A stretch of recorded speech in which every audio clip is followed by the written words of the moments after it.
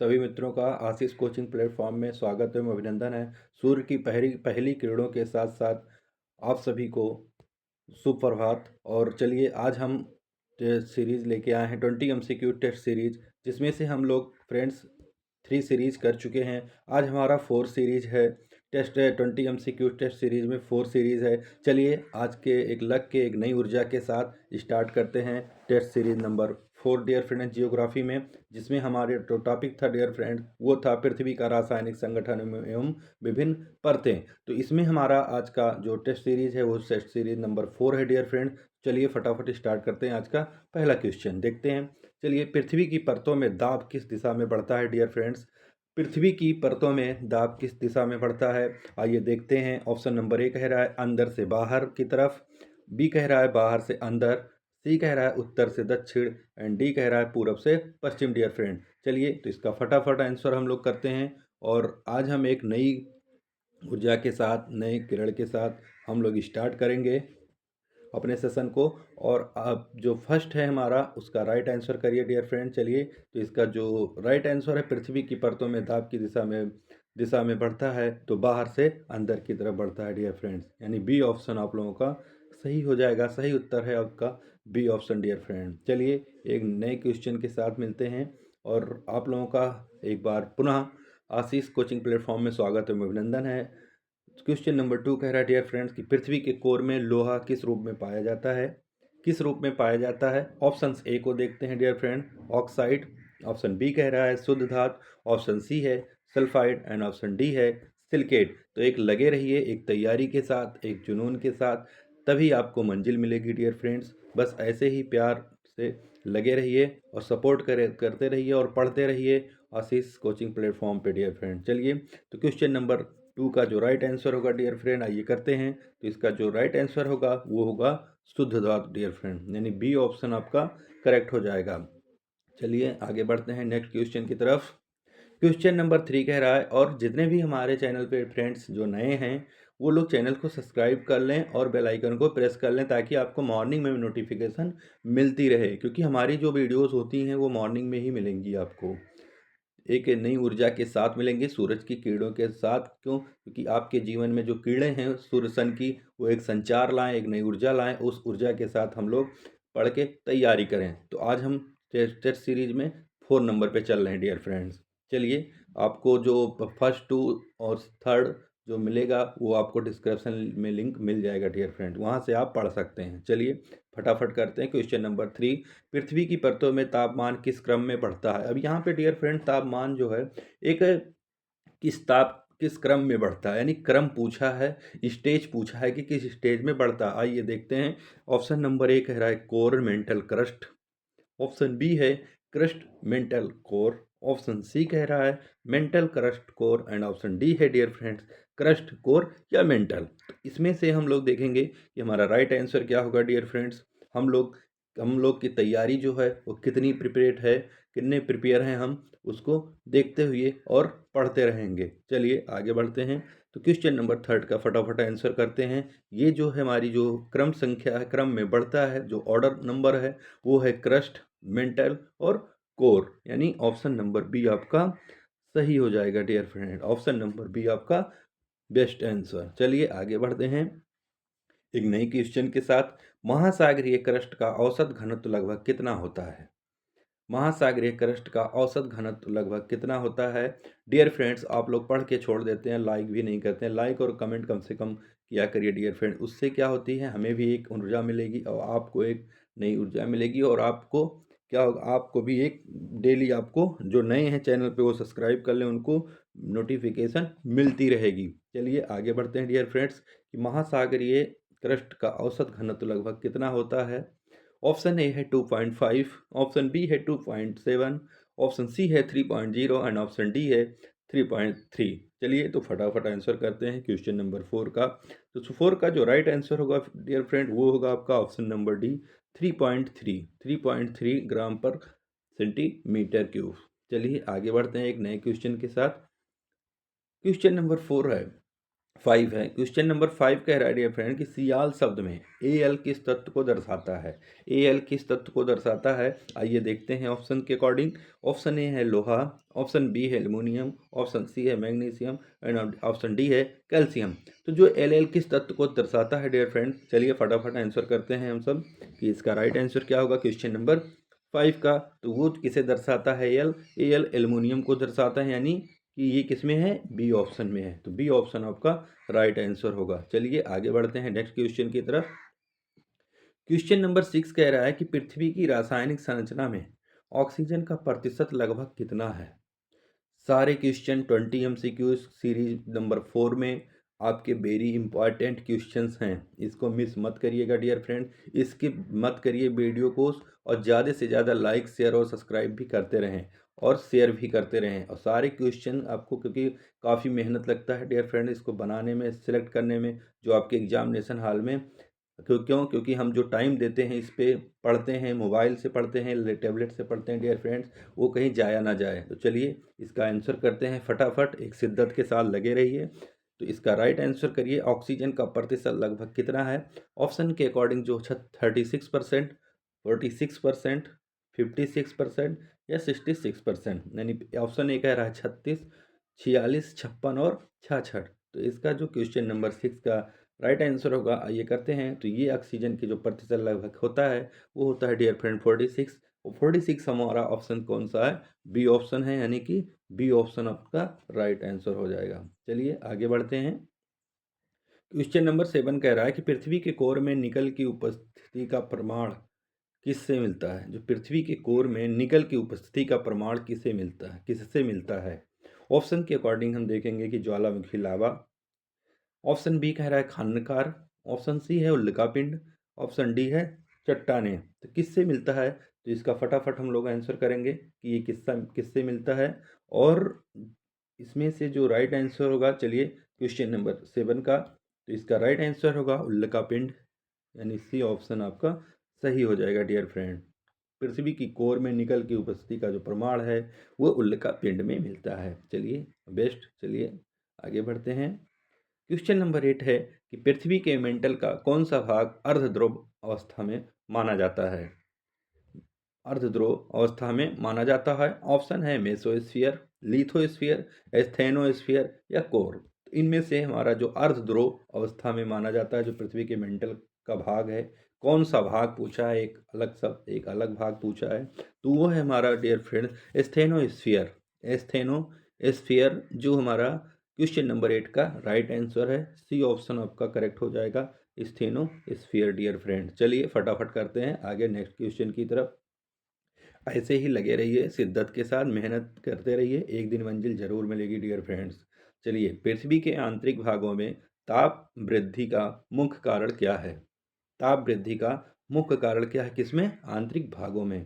पृथ्वी के जो हमारी अर्थ है उसके आंतरिक भाग में, यानी अंदर अंदर जो है मुख्य कारण क्या हो सकता है, आइए देखते हैं। ऑप्शन नंबर ए सूर्य से प्राप्त ऊर्जा, ऑप्शन बी रेडियोधर्मी तत्वों का क्षय, ऑप्शन सी ज्वालामुखी क्रिया एंड ऑप्शन डी प्लेटों की गति। तो इसका जो राइट आंसर होगा डियर फ्रेंड्स, आइए देखते हैं क्वेश्चन नंबर 9 का। जो फटाफट, तो वो राइट आंसर होगा, वृद्धि का जो मुख्य कारण क्या है वो है हमारी रेडियोधर्मी तत्वों का क्षय, यानी रेडियोधर्मी तत्वों का क्षय किस ऑप्शन में है, option number B is the right answer. Good dear friend, B option is the right. चलिए फटाफट आगे बढ़ते हैं नेक्स्ट क्वेश्चन की तरफ। क्वेश्चन नंबर 10 तक हम लोग पहुंच गए, और ज़्यादा से ज़्यादा जो भी हमारे फ्रेंड्स कलीग्स भाई बहन हैं, जो भी हमारे हैं नए, वो लोग चैनल को सब्सक्राइब कर लें और तभी और बेल आइकन को प्रेस कर लें, ताकि आपको नोटिफिकेशन मॉर्निंग में मिलती रहे और आप लोग तैयारी अच्छे से करते रहें। मैं पार्टिकुलर जियोग्राफी का ही कराता हूँ, और जियोग्राफी के जितने भी क्वेश्चंस आएंगे आप लोग उसमें फेल ना हो, वो आपको बहुत मदद करेगा, हेल्पफुल रहेगा, और अच्छे से तैयारी करते रहिए, उसको एक शिद्दत के साथ करते रहिए, और लाइक और कमेंट भी करते रहे डियर फ्रेंड, ताकि हमारी भी जो ऊर्जा है वो बनी रहे और हमें भी एक उत्साह, एक एनर्जी मिले। चलिए क्वेश्चन नंबर 10 को देखते हैं। सियाल परत में किस तत्व की मात्रा न्यूनतम होती है। लाइक और कमेंट करने में क्या जाता है डियर फ्रेंड्स। चलिए, तो क्वेश्चन नंबर 10 का हम देखते हैं ऑप्शन से अकॉर्डिंग। पहला कह रहा है ऑक्सीजन, दूसरा बी है सिलिकॉन, सी है एल्युमिनियम, डी है लोहा। तो सियाल परत में किस तत्व की मात्रा जो है न्यूनतम पूछा है डियर फ्रेंड्स। एक चीज़ ध्यान रखना, यहाँ न्यूनतम पूछा है, कम पूछा है, ये चीज़ ध्यान रखना। तो ये काफ़ी लोग गलत कर देते हैं कि मात्रा अधिक ध्यान देते हैं, यहाँ न्यूनतम जैसे हम लोग करते हैं ना, नहीं है, तो वैसे ध्यान देते हैं। सेम इसमें भी ध्यान रखना कि न्यूनतम पूछा है और अधिकतम नहीं। तो इसका जो राइट आंसर होगा डियर फ्रेंड क्वेश्चन नंबर 10 का, उसका राइट आंसर होगा लोहा, यानी डी ऑप्शन आपका करेक्ट हो जाएगा, लोहा डियर फ्रेंड। चलिए आगे बढ़ते हैं एक नए क्वेश्चन के साथ। क्वेश्चन नंबर 11 कह रहा है कि पृथ्वी की जो रासायनिक संरचना के अध्ययन का सही क्रम कौन सा है। ऑर्डर नंबर्स आते हैं क्वेश्चन में, ध्यान रखना कि ये भी हमें पता होना चाहिए डियर फ्रेंड्स। सही क्रम कौन सा है, वो है ऑप्शंस के अकॉर्डिंग देखते हैं, सियाल, सीमा, नीफे, किसमें हमारा करेक्ट है जो ऑर्डर संरचना है। बी कह रहा है सीमा, सियाल, नीफे। सी कह रहा है नीफे, सियाल, सीमा। ऑप्शन डी है डियर फ्रेंड्स सियाल, नीफे या सीमा। इसमें हमें क्रम को ध्यान रखना है कि पहला क्रम किसका है, दूसरा क्रम किसका है और तीसरा क्रम किसका है डियर फ्रेंड। ये ध्यान रखना है, तभी हम करेंगे, नहीं तो ऐसे गलत हो जाएगा। तो हम ऑर्डर को जानेंगे कि ऑर्डर क्रम से कौन सा है जो पृथ्वी की रासायनिक संरचना के अध्ययन का सही क्रम बताता है। चलिए इसका फटाफट आंसर करते हैं बिना लेट किए डियर फ्रेंड्स। तो क्वेश्चन नंबर 11 का जो सही क्रम है वो है सियाल होता है, सीमा और नीफे होता है।